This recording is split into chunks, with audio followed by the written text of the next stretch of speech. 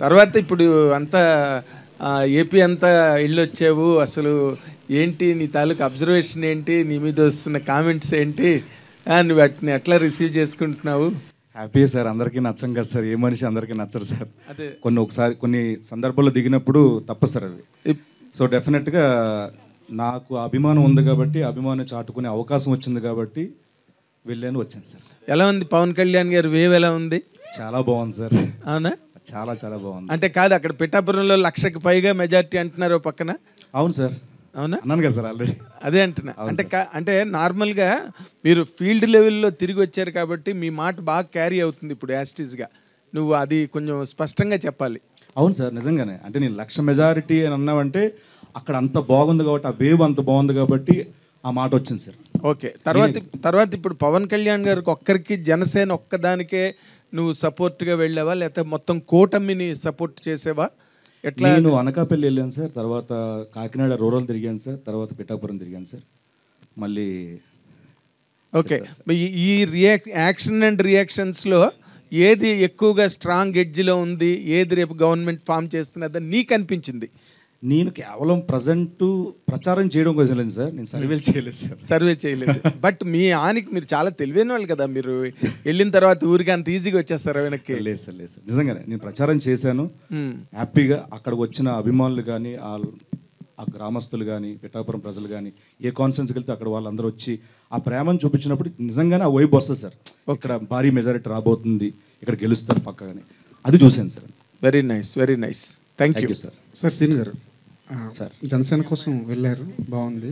కానీ మీకు మీరే వెళ్ళారా, లేదంటే నాగబాబు గారు ఆహ్వానించారా? పార్టీ వాళ్ళు ఎవరైనా? నేనే కాదు సార్, ఇప్పుడు వరకు వెళ్ళిన వాళ్ళు అందరూ మేము ఫోన్ చేసి మరీ సెల్ఫ్గా మేమే అడిగితే వాళ్ళు ఒక డేట్ చెప్తాం అప్పుడు రండి అని చెప్పి అలా వెళ్ళాను సార్.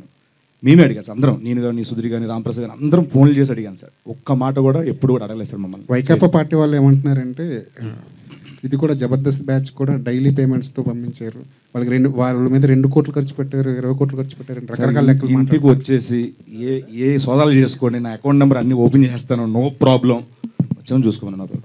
సో ఇప్పుడు చూస్తే లేదు, మీరు ఇందాక నుంచి చాలా మందికి ఆన్సర్ ఇచ్చారు కదా.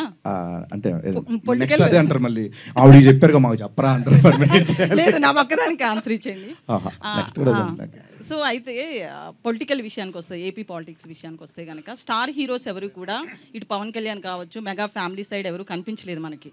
బట్ ఒక జబర్దస్త్ ఆర్టిస్టులు, చిన్న చిన్న వాళ్ళందరూ మాత్రం ఫ్యామిలీకి సపోర్ట్గా నిలబడ్డారు. ప్రచారానికి కూడా వైష్ణవ్ గారు వెళ్ళారు, సాయిధరం తేజ్ గారు. అదే అంటున్నా, మెగా ఫ్యామిలీ తప్ప, క్యాంపెయినింగ్ అవ్వలేదు, మెగా ఫ్యామిలీ తప్ప ఇప్పటి వరకు కూడా ఒక స్టేట్మెంట్ ఇవ్వడం కావచ్చు, ప్రచారంలో క్యాంపెయిన్లో పాల్గొనడం కావచ్చు, ఎవరు కూడా స్టార్ హీరోస్ మెగా ఫ్యామిలీ కాకుండా ఎవరు వెళ్ళలేదు. సో మీలాంటి వాళ్ళు వెళ్ళారు. రేపు మళ్ళీ వైసీపీ వస్తే మీకు ఇబ్బంది ఉండదా? ఏ ఇబ్బంది నాకు అర్థం కాలేదు. ఎలాంటి ఇబ్బంది అంటారు మీరు చెప్పండి. ఒకవేళ షూటింగ్కి వెళ్ళినప్పుడు కావచ్చు, అక్కడ చాలా మంది వైసీపీ నుంచి కావచ్చు, కొంతమంది గుండాలు కూడా ఉంటారు, చాలా ఇష్యూస్ చూసాం. ఏపీ పాలిటిక్స్ డిఫరెంట్ కదా ఇండియాలో.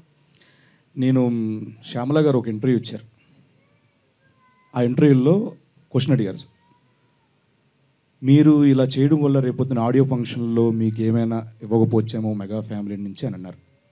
ఆవిడ ఒక ఆన్సర్ చెప్పారు, సేమ్ ఆన్సరు దానికి అప్లికేబుల్ మీరు అడిగిన క్వశ్చన్కి. నేను వినలేదు, ఇప్పుడు చెప్పండి. మీరు ఒకసారి యూట్యూబ్లో చూడండి. లేదు ఇప్పుడు చెప్పండి. లేదండి, లేదు, మీరు చెప్పింది వేరు కదా, శ్యామల చెప్పింది అని నేను ఎలా అనుకుంటాను? ఆవిడ చెప్పారండి, ప్రూఫ్ ఉంది కదా.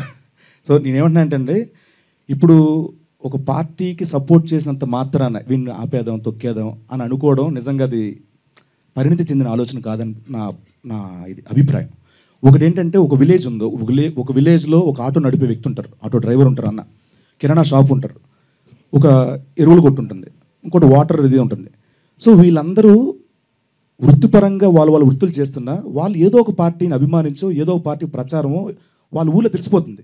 బట్ ఈ ఆటో అని వెళ్ళి కిరాణా షాప్లో కొనుక్కోవడం మానడు, ఆ కిరాణా షాప్ అని వచ్చి ఆటో ఎక్కక మానడు, వీళ్ళందరూ వెళ్ళి ఎరువుల కొట్లో వ్యవసాయం సంబంధించి మానడు. సో ఇది కూడా అంతే. ఒకవేళ మన సినిమా మంచిదైతే ప్రేక్షకులుగానే వెళ్తారు తప్పించి థియేటర్కి, ఒక రాజకీయ సపోర్టర్గా ఎవరు థియేటర్కి వెళ్ళరండి. అది బాగా నమ్ముతున్నా తెలుగు ప్రేక్షకుల విషయం.